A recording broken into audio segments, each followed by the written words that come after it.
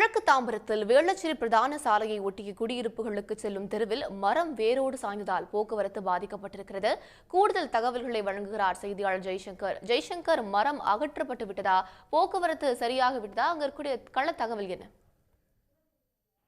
அதாவது சென்னை புறநகர் பகுதிகளில் டிக்டா புயல் காரணமாக காற்றழுத்த தாழ்வு மண்டலம் தொடர்ந்து மழை பெய்து வருகிறது.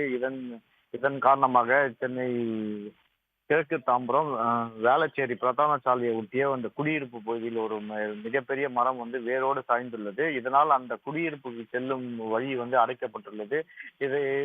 இதனை அடுத்து தாம்பரம் மாநகராட்சி நிர்வாகத்தினர் ஜேசிபி இயந்திரம் மற்றும் ஊழியர்களை கொண்டு அதை அகற்றும் பணியில் ஈடுபட்டு வருகிறார்கள்.